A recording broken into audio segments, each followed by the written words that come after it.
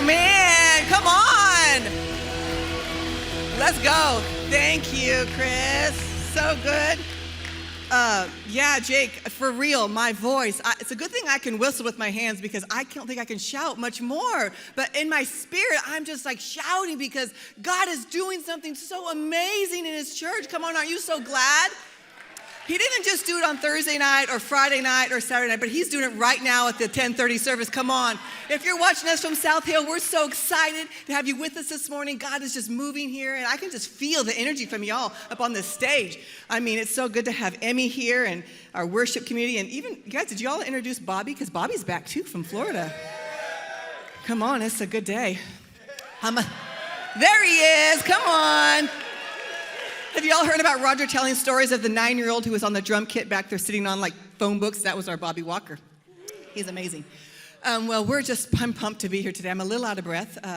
It's good though, because I mean, when I'm worshiping, I look at the worship set literally sometimes on our planning center online, and I say, okay, what are we singing? Okay, yeah, I can't wear heels today because I can't jump. Last night, literally, there was a little bit of a coffee that spilled under my seat from somebody behind me. I won't mention any names, but it wasn't Becca, from behind me. And the liquid from the coffee, I think, brought a little bit of the glue up from the carpet, and I was trying to jump and worship. I'm like, my feet were sticking to the carpet, y'all. It was tough. And I'm just wanting to worship so much because there's just something about when you get into God's presence that just moves your soul. And if it hasn't moved your soul, you need to just release it and let it go because God is going to do something, I promise you, this morning in your life. And we're going to continue our Go series this morning. Our son Jakey brought it the first week, and our pastor brought it last week, and I'm going to continue on with that with Joseph this morning. I love the story of Joseph.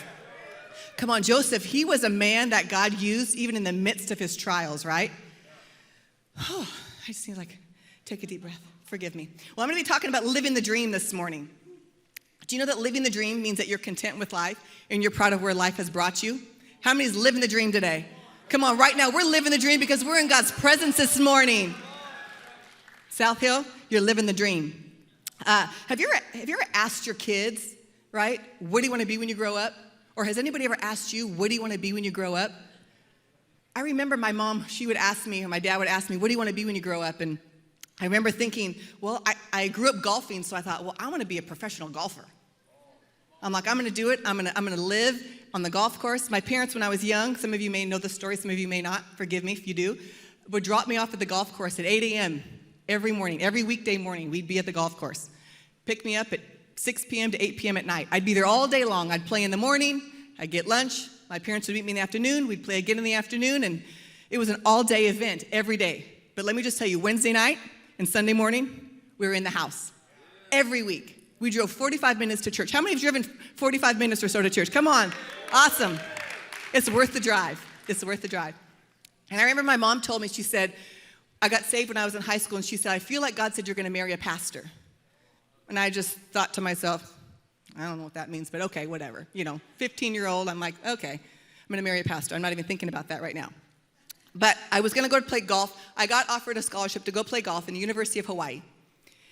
But my parents said, we want you to take 1 year and go to a Bible college. We want you to just get grounded in the things of God. I went to a public high school and grew up in church, but just wanted me just to be grounded in the things of God. So it took 1 year, went to Northwest University in Kirkland, Washington, went there, and every week we had chapel, but in our chapel services, we had assigned seating.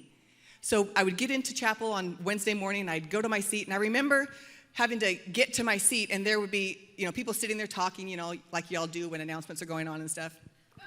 Just kidding. They'd be talking and visiting, and I remember he was sitting away from me, so I'm trying to come this way into my seat, and I kind of tap him on the shoulder, excuse me, I need to get to my seat. He flings his arms over, and he says, well, how come I've never met you before? And I just remember thinking, I don't know. And I said to my roommate who was sitting next to me, who is that guy? She goes, it's just Roger. And wouldn't you moment, from that moment, he said, wait here after service, and I waited, and we visited, and we talked, and we dated every day that summer. And a year from there, we ended up getting married, and life looked a little different than what I thought it would look like. Because I thought maybe I would go on the LPGA tour, and Roger would maybe preach in every city that the tournament was being played.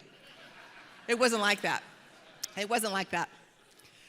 Our kids, I remember asking our kids, Adrian, who is our oldest daughter, I remember asking her, like, honey, what do you want to be? And she would always say that the funniest thing I thought was always interesting to me, because Adrian has a little bit of an OCD issue where when we get home from the grocery store, I would literally leave the groceries on the counter in the kitchen because she felt the need to put them all away in a particular order. Every label was facing out. Did anybody do that? Labels facing out. Everything is lined up perfectly. Oh, Josh, good job.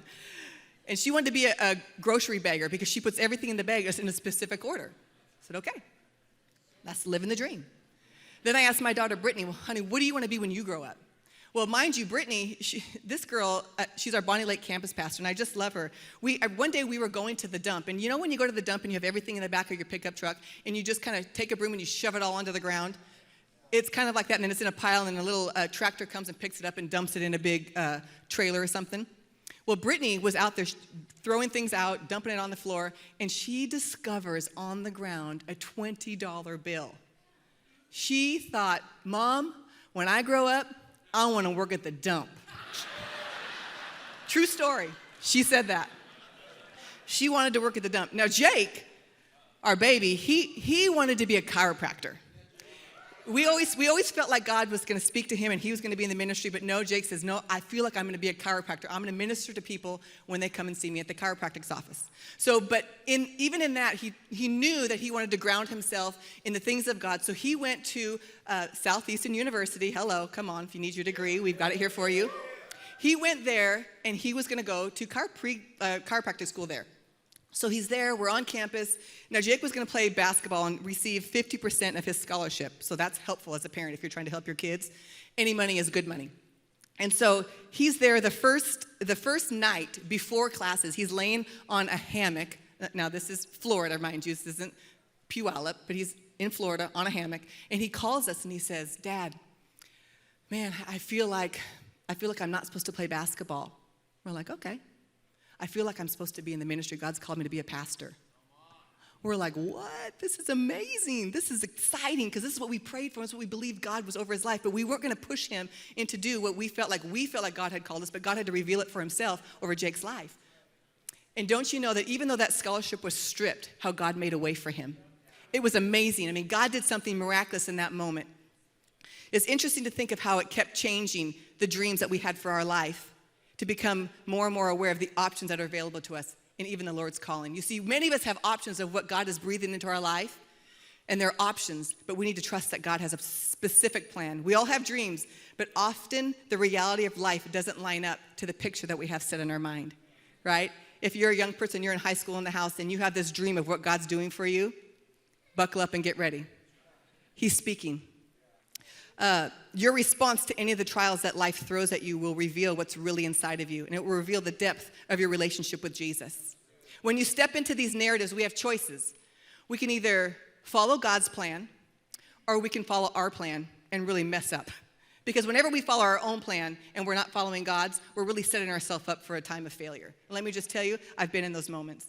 But I want to pick up a story about Joseph in Genesis chapter 37. Now, Joseph was a 17-year-old young boy in chapter 37. Now just think about this. He was a young shepherd boy. He was 17 years of age, and he had older brothers.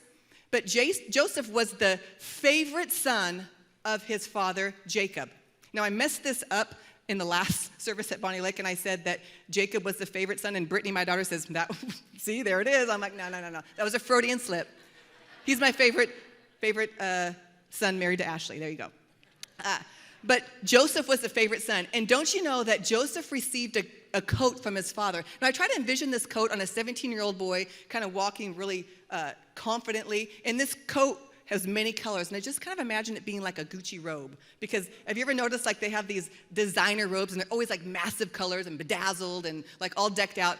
I imagine Joseph kind of walking around wearing this jacket with confidence, right?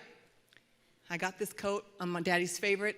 And I am, right now, Joseph is living the dream, right? You see, Joseph had a dream, and he tells his brothers. He has a dream about a bundle of grain, and they were all tied up. Basically, he said that my grain stood straight up, while all of you brothers, your grain, it bowed low before me. He's telling this to his older brothers. Did I tell you that? The baby brother is telling it to his older brothers that his grain would stand strong and theirs would all bow to him. But then Joseph, he has another dream, and he tells his brothers, as well as his daddy, he says, I had a dream that the sun, the moon, and the 11 stars, they bowed low before me too. Now here's Joseph trying to think, I'm going to tell this dream to my daddy and my brothers because I feel like God has given me this dream. But his dad and his brothers start to kind of get a little bit flustered with this 17-year-old boy. And in the midst of Joseph living his dream right now, I mean, he's having these dreams. He's got the coat. He's the favorite son. He hasn't really dealt with any hardship in this moment of his life. And he's living this dream. But in this moment, there's something brewing, don't you know, behind the scenes. There's a hatred for Joseph that starts to develop within his brothers' hearts. A little hatred for him begins to fuel this favoritism.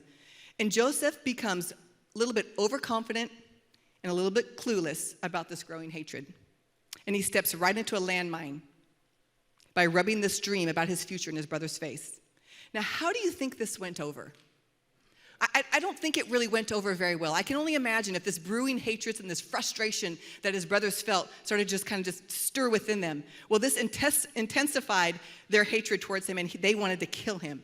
And this stunt got Joseph on a one-way trip to a death pit. And this is where we're going to pick up the story this morning in Genesis chapter 37, in verse 18. I'm going to read out of the old paper translation. Is that okay? There's just something about the ruffling pages of the Bible. I don't know. I can't do the technology, but I can read my notes from it. So good. Let me get some help here. Okay. Genesis chapter 37. I'm going to read out of the NLT. And it starts off like this. It says, when Joseph's brothers saw him coming, they recognized him in the distance. As he approached, they made plans to kill him. Did I tell you that was his brothers? Yeah. They said, here comes the dreamer, they said. Come on, let's kill him and throw him into one of these cisterns. Now, in Israel, we had seen some of these cisterns. And these cisterns are deep, they are massive, and they are concrete. So I can't even imagine being thrown into a cistern. It says, we can tell our father a wild animal has eaten him. Then we'll see what becomes of his dreams. But when Reuben heard of their schemes, he came to Joseph's rescue. Let's not kill him, he said. Why should we shed any blood? Let's just throw him into this empty cistern in the wilderness. Then he'll die without our laying on of hands. Reuben was secretly planning to rescue Joseph and return to his father. So when Joseph arrived, his brothers ripped off the beautiful robe, that Gucci robe he was wearing, and then they grabbed him and threw him into the cistern. Now the cistern was empty. There was no water in it. Then just as they were sitting down to eat, they looked up and saw a caravan of camels in the distance coming towards them. It was a group of Ishmaelite traders taking a load of gum, balm, and aromatic resin from Gilead down to Egypt. Judah said to his brothers, what will we gain by killing our brother? We'd have to cover up the crime. I mean, I can't even imagine what is going on in their mind at this moment. I mean, talk about hatred. It says, we'd have to cover up the crime. Instead of hurting him, let's just sell him to those Ishmaelite traders. After all, he is our brother. Now, where they get this justification about this being his brother and killing him and trading him, I don't know. It says, our own flesh and blood. And his brothers agreed. So when the Ishmaelites, who were Midianite traders, came by, Joseph's brothers pulled him up out of the cistern and sold him to them for 20 pieces of silver, and the traders took him to Egypt. Sometime later, Reuben returned to get Joseph out of the cistern. When he discovered that Joseph was missing, he tore his clothes in grief. Then he went back to his brothers and lamented, the boy is gone. What will I do now? Let's pray. Jesus, we thank you so much for your word. We thank you, God, that in Hebrews chapter 13 and verse 8, you said that you are the same yesterday, today, and forever. And God, no matter what we face today, God, we know that you are not surprised or shocked by it, but God, you're in the midst of it. And so God, even right now, I thank you that your word will transform every heart in this room, if you're here in the room, if you're watching online, or if you're at our South Hill campus. In Jesus' name, amen? So I would venture to say that in this moment that Joseph was probably no longer living the dream. I think right about now his life pretty much sucked right about now. But happy news, the Lord was with him. Here he was, Joseph, thrown into the cistern, left for dead, picked up out of there, sold into slavery. Poor Joseph. Have you ever experienced any kind of crisis in your life? Any persecution? Being mistreated by someone, or got the raw end of the deal? The stuck in the life's not fair narrative? Have you ever been unjustly treated? That's a tough place to be when you're unjustly treated. Just recently, Roger and I had the opportunity to be in Hawaii a couple weeks ago, and we both preached at a weekend services, and Roger shared a story, or he shared a message of voice lessons, being the voice of God wherever you are. And then I shared this message, buckle up, because when you're being unjustly treated.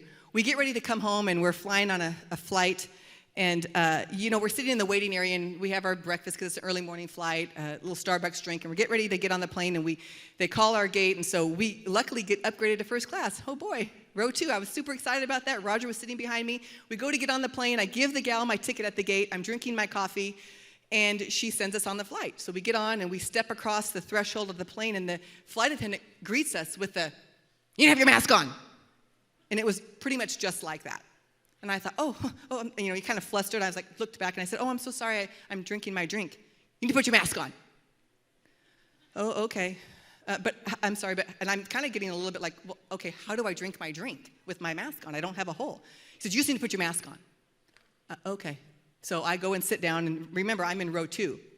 Roger's sitting behind me. So as I'm sitting there, he kind of is glaring at me, like looking, and I'm thinking, my mask is covering my nose and my mouth. So I get out my Bible, and I think, I'm just going to do my devotions. I'm going to start my day off. I'm going to get in the Word of God, and I get my glasses on. I start to read the Word, and as I'm reading the Word, my glasses tend to start fog up a little bit, and I can't. Anybody have that problem when you have your mask on and you can't read? So I kind of, with both my hands, I kind of fan it out a little bit just to let some air flow through there so I can read the Word that is in front of me. And he literally is looking at me. I can feel him, so I kind of look up, and he's like, "Violation. It's a violation." I'm just like, okay. So I keep reading, and Roger gets behind me, taps me on the shoulder. And you would be so proud of your pastor. He was so calm, literally calm. And I'm just getting flustered. And I'm usually the real calm one, mind you. I'm usually the one who's calm. I said, "My mask is on. Stop bugging me." And so the guy kept looking at me, and then another flight attendant comes up to me, and she says, is this going to be okay? And then he comes up to me, and he says, "Is this going to be a problem?" And I'm just like, okay, I'm just keep reading. So Roger gets up. At this point, Roger's getting a little bit protective, and he gets up and he says, "It's way okay. We're doing really good. Doesn't want to create any controversy. We're on an airplane, and you don't want to let the energy get heightened." So he asks, "Can I speak to a gate agent?" The gate agent comes on and talks to Roger, and then the captain comes out. "Is there a problem?" We're like, no problem. We just wanted to be treated kindly and with professionalism. That's all. Roger has a seat. Then a passenger decides to come and kneel by Roger's seat and says, "Can I talk to you off the plane?" Roger's like, "No." I'm like, "I don't know you, no." And this whole time, I'm just sitting there reading, mask over my nose and mouth, not making a word, not saying anything, and Roger's being calm. He comes and he says, "No, I need to talk to you off the plane." Roger's like, "Bro, we're good. Go ahead and have a seat. We're fine." So no more than like a minute later, does a flight attendant come on the plane and look at us and say, "Mr. and Mrs. Archer, can you gather your things and go ahead and come with me? We want to talk to you out here." And I'm like, what? Like, I don't know what I'm supposed to do. So we get up, we get off the plane, and lo and behold, we are literally kicked off the plane. And I just thought, well, I'm offended. Right? So we go through this whole scenario, and in that moment, I felt like, and Roger had said the whole time, you would be proud of him. Literally, the whole time he says, "I feel like God is in this." And I'm just like, we're getting kicked off the plane. We're sitting in Hawaii for 5 hours in the airport until the next flight. We talked to a customer service agent. She says, "Mr. and Mrs. Archer, I'm so sorry. You're valued customers with us. This was not handled properly. I've talked to other gate agents, and we're so sorry. Would you like to stay an extra night?" I'm like, "No, I just want to go home at this point." She says, "Well, we'll take care of you. We'll get you on a first-class flight home on another airline." I'm like, "Okay, great.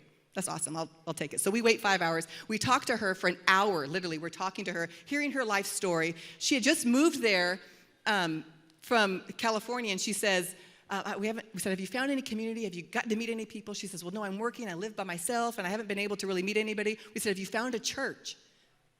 She says, "No, but I've been looking for one and really, really wanting to get connected into a church." And so then Roger said, we start to talk to her, and we invite her to this church that we were just at. We pray for her. Now, mind you, Roger will say this often. We kind of wonder, because he does this all the time. He prays for people wherever he goes. But the girl literally got emotional. She starts to weep. Roger has his arms around her. We're both holding her, social distancing, I guess, in the airport, praying for her. And we walk into, and she's like, "I just want to get connected into a church." We walk into this place. And remember, Roger says, "Be the voice of God wherever you are." And I just preached about being unjustly treated. So we get into the Hawaiian Airlines lounge, and the gal behind the counter, she says, "Pastor Roger, I was just at service yesterday." And it was a moment that I literally felt like God was using this thing that I went through to bring this young gal to a church. He let us all go through all of this challenging season in our life. That one moment, that one day was 5 hours worth it so this one girl could come and find Jesus. Absolutely. God was moving. It was in that moment. But you know, Jesus was the ultimate case of being treated unjustly, wasn't he? He had done nothing wrong, yet men whipped him, pounded crowns of thorns on his head, and nailed him to a cross. I mean, literally, if I had been Jesus, I'd say, hey, you just wait, because 3 days I'm coming down from this place, and I'm going to come after you, and you're going to wish you'd never been born, right? Come on. Jesus was unjustly treated, and he said nothing. He said, Father, forgive them, because they don't even know what they're doing. You see, through Joseph's example, I recognize the importance of seeking God even when life is going well. You know, we heard, I think one of the speakers during Encounter mentioned this. She said, I think it was Alex, she said, it's not in the moments when life is going really well that it identifies who you really are, but it's when you're going through the most challenging and difficult seasons that really reveals your true character of who you are and how you need Jesus. Did you know that success has corrupted more people than hardship ever has? Have you ever looked up former lottery winners? People who've come into great sums of money? It's prosperity that often causes people to lose their sight of their God-given vision or to attempt to bring it to pass through their own natural ability. But you see, even with extreme wealth and success, Joseph, he never wavered. You know, no matter where Joseph was, he was placed in a position where pain and agony and being unjustly treated could have caused him to divert his focus, but he kept his eyes fixed on his Lord and his Savior because he knew that he had a purpose and God was using him in that moment. You see, when you're under attack by the enemy, it's not because he wants to conquer you. You see, this is what I know to be true, is the enemy comes to steal, to kill, and to what? Destroy. You see, when the enemy wants to destroy you, you need to buckle up and get ready because God's getting ready to deploy you. When the enemy wants to destroy you, it's because God's getting ready to deploy you. He wants to suppress you. He wants to contend with your destiny. He wants to threaten your very existence. Do you know of all the cities in the world, there's one city that's been attacked more than any other? It's the city of Jerusalem. Why? Because it's a city of prophetic destiny. So as a child of God, the attack comes because you are God's given destiny. Like I said earlier, we're continuing our Go series this morning. And in this passage, in Genesis 37:13, Joseph said, I am ready to go. You see, in this moment, Joseph was living the dream. He had no idea what he was about to face. He knew his dreams of what he was going to do, but he didn't know how he was going to get there. He just knew that God was using him. You see, when injustice comes your way, right? When, not if, but when it comes your way, remember that the judge of all the earth will do what is just and right, and he'll keep you safe. So there's 3 things that I want to share with you this morning of how Joseph got to this place. The first thing was Joseph's pain was the key to his greatness. Joseph's pain was the key to his greatness. You see, Joseph was a favorite son because he was born of Jacob's true love, Rachel. And Joseph was living on top of the mountain, and all was great. He had these amazing dreams shared with his family. He thought the world was at his feet. He just didn't realize how he would arrive to this place that God was showing him. The greatest places we end up typically have a story, don't they? Many of you have gotten to a place, but it's what happened on the journey to that place that got you to that place. You see, we tell people often, if you lift up your shirt and the stripes that you hold on your back really validates you for what God's going to use you for. Any painful thing that you have journeyed through in your life, God has used it to do something great. Because God says, I will never waste a painful thing, but I will always use it for my glory. So consider it pure joy when you go through trials of many kinds, right? I mean, you think about your spouse, the journey it took to find your spouse, right? I mean, there's people that you possibly have dated along the way. There might have been a place where you have drifted and then you come back and God brought you to that person. I'm grateful for your first. We always tell people your first home is really a miracle. How do you ever buy your first home? Whoever has that much money in the bank to get a house? God does a miracle in that moment. When you're on top of the mountain, it's not where the most beautiful plants grow. It may be where the most beautiful view is, right? When you're on top of the mountain, you can look out. You go on those beautiful hikes. You get to the top, you see the trees and the lakes, and it's beautiful. But you know what I know is on the top of the mountain is not where the most luscious vegetation is. Really? You know where the lush vegetation is? It's in the valley, isn't it? Because that's where the luscious plants grow. You see, in the valley moments of our life, that's when we cry out to God. That's when we look to God to say, God, I'm desperate for you, and that's where we learn the most. You see, if we can, in these moments of our challenging, is when, in the most painful seasons of our life, or when these valley moments happen, this is an opportunity for us. We need to see these valley moments. If you're in a valley moment, can I just encourage you today that you need to look at this moment as an opportunity? Because it's an opportunity for growth. Because God says it's in those valley moments that I'm going to do something great through you. And there's an appreciation for it in those valley moments. So don't be discouraged if you're in the valley. God's working. I love that song that says, he says, even when you can't feel it, even when you can't see it, he says, I'm working. You know, when we're in the waiting room, God's in the operating room, and he's doing something powerful. I'm so grateful for that. You know, our pastor often talks about the triangle, right, of adversity. You're either in a trial, right, or you're coming out of a trial, or you're getting ready to go into one. Always in one of those seasons. I just wish that we could linger a little bit more of the getting out of one and getting, I feel like I just kind of live in the trial, but bless God, because that's when God's doing something great, right? But in those dark seasons, there really is light at the end of the tunnel. Aren't you glad? So the second thing is Joseph, you know what? Joseph never tried to push his own agenda. He never tried to push his own agenda. He was patient and he waited. You see, the Hebrew word often translated waiting means expectant. Joseph was expectant. He knew what God had spoken to him, so he continued to soar no matter where he was. No matter where he was, he continued to soar wherever God had put him. I mean, I don't know, but in this moment when Joseph was in the palace of Pharaoh, right, and Pharaoh's wife was coming after him, and he said, no, this is the one thing that my boss, my leader, the Pharaoh has held for me is you, his wife. No. But she went after him anyway, and she grabbed a hold of that Gucci robe, and she pulled it from him, right? And she used it as a point of just trying to tell on him and tattle on him. And this is where we pick it up in Genesis 39. In verse 19, it says, Potiphar was furious when he heard his wife's story about Joseph and how he had treated her.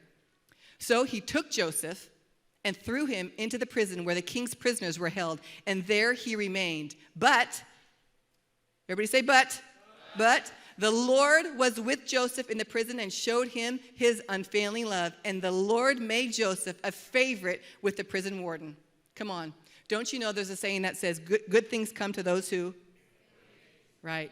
Good thing comes to those who wait. You see, Joseph was patient. He waited for God to move because he knew that he was there for a purpose and God was doing something. You see, he was in this position. And in this place of prison, right, there was two cellmates, the Pharaoh's chief baker and his chief cupbearer. And since Joseph was responsible and skilled, he was ultimately placed in charge of these two prisoners. Having this kind of authority, Joseph could have easily lorded it over them and been rude and disrespectful. But instead, Joseph was kind and compassionate to them, acknowledging their feelings and reached out to them. And after Joseph interprets the baker's and cupbearer's dreams, he asks the cupbearer, whom he knew would soon be promoted back to his job, to remember him and hopefully aid him and free him from this wrongful imprisonment. You see, Joseph never tried to push his own agenda. He knew he was positioned for greatness because he sought the Lord in good times as well as in challenging times. Joseph was patient. Remember that. These individuals one got taken out, got put back into his position of his job, and Joseph waited. And the third thing I want to tell you is Joseph was able to minister to others in his darkest times. In living the dream, there's three types of dreamers. Those who wish for it, those who wait for it, and those who work for it. You have to be a dreamer who's willing to work for it. When in the Bible does God ever say it's going to be easy? When? It's never easy. You have to be willing to work for it and be patient because God is working in the midst of all of these moments. There's a story of a little girl who has been going through difficulties. You know, but let me go back here. It was 2 full years before Pharaoh heard the story for Joseph to be released. He waited 2 whole years from that moment, thinking, I'm ready. This guy's going to get out. He's going to release me. Joseph was patient. He waited for it. You see, God doesn't promise that he will free us from opposition and problems, but he does promise to be with us in every situation. He promises to be with us, to watch over us, to deliver us, to provide a way of escape, and to give us wisdom to know what to do and the ability to strengthen to do it. You see, God never wastes our painful moments, but he always, always uses them to make us stronger and to help us and help others. You know, out of brokenness, you still have something to share. And many of us in this room, if not every one of us, have been broken at some time or another. You know, I was coloring with my grandson not too long ago, and there's just something about a new box of color crayons. I love to color. It's just kind of mindless and it's creative, and we were just coloring, and I remember James had the color crayon out, and he got a little aggressive and was kind of pressing a little bit hard, and that crayon broke, and he says, Mama T, my crayon, it broke. I'm like, it's okay, honey. It's okay. We can still do this. But don't you know that broken crayons still color? You see, no matter what, there's a masterpiece within each and every one of you this morning. No matter what the world is trying to break you with, God says, you can still color, and I have a masterpiece that I want to create through each and every one of you. Like I said, there's a story of a young girl who had been faced with adversity after adversity, and she goes to her father and she says, Dad, I don't think I can go through one more thing, because when adversity comes, I just want to crumble and collapse. It's just too much for me. And this is what the father says. The father says, he's a chef, and he says, the chef, he took his daughter into the kitchen, and he filled 3 pots with water, and he placed each over a high fire. And when the water began to boil, he placed potatoes in one pot, eggs into the second pot, and ground coffee beans into the third pot. He then let the boiling water for a while without saying a word to his daughter. The daughter moaned and waited impatiently, wondering what her father was doing. After 20 minutes, he turned off the high heat of the burners. He took the potatoes and the eggs out of the pots and placed them into different bowls and poured the coffee into a cup. Turning to her, he asked, "What do you see?" "Potatoes, eggs, and coffee," she quickly replied. He says, "Look closer," he said, and touched the potatoes. She did, and noted that they were soft. He then asked her to take an egg and break it. After removing the shell, she observed the hard-boiled egg. Finally, he asked her to sip the coffee. Its rich aroma brought a smile to her face. "Father, what does this mean?" she asked. He then explained that the potatoes and the eggs and the coffee beans had each faced that same adversity, boiling water. However, each one reacted differently. You see, the potatoes, they went in strong and hard and unrelenting. But in boiling water, they became soft and then weak. You see, the egg went in fragile with a thin outer shell, protecting its liquid interior until it was put into the boiling hot fire. And then inside, the egg became hard. However, the coffee beans, they were unique. After being exposed to the boiling water, they changed the water and created something new. "Which are you?" he asked his daughter. "When adversity knocks at your door, how do you respond? Are you a potato? Are you an egg? Or are you a coffee bean?" You see, it's not if, but when adversity knocks on your door. How are you going to respond to it? Remember, it's an opportunity for growth. That's why James says it's joyful when we go through opportunities. But God is working. You see, Roger says all the time, he says, when you walk into a room, does that room become better because you're in it? Do you become hard? Do you become soft? Or do you change the climate in which you're in? I want to invite you to stand to your feet this morning. And I think there are many of us in this room who feel like we're broken and we have nothing to give, and maybe we've allowed the heat of life and the flames of hell to literally cause us to be hard and or soft, but we've yet to allow us to be a change because of it. And maybe that's you this morning. Maybe you're here this morning and you don't know this Jesus that I'm referring to, that I'm talking about, and somebody brought you here because the Spirit of the Lord is here this morning, and there's nothing that can really change you like the Spirit of heaven, like the Spirit of Jesus. And I want to just make an invitation for you, first of all. If you don't know Jesus, this is your time. This is your time to say, yes, I want to accept Jesus into my life. And if that's you this morning, I just want to take a moment, and I'm going to count to 3, and I want to invite you just to raise your hand, and we want to welcome you into God's family this morning. If that's you, if you're here in this room, would you raise your hand on the count of 3? 1, if you're at South Campus, raise your hand. 2 and 3, if you want to accept Jesus into your life this morning. We just want to say, welcome you. It's awesome. Maybe you're in this room this morning and Jesus already is living in your heart and is there, but adversity has stricken you and you've allowed it to change you. Maybe you're in a place like Joseph and you just treated like unjustly and unfair. And you think, man, life is not fair, but I'm not going to allow what the world brings at me to change me, but I'm going to change in the world in which I live, and I'm going to be a light. And so that's you this morning. I just want to invite you to place your hands over your heart because I just want to pray for you. Jesus, even right now, I thank you for this group of people that are gathered here in this house at Motion Church at Puyallup, online and at our South Hill campus. And Father, I pray that you would do a work within our hearts, that God, we would be like that coffee bean, that we would change. We would change as we walk into a room. God, when adversity strikes, we can say it's because of the glory of God that we can walk through something that's so difficult, because we know it's in these moments, in these valley moments, that you are doing a work within us. And we give you all glory, because today, God, it is a house of miracles, and we will worship our Creator. In Jesus' name, amen. Come on, let's worship our God one more time today.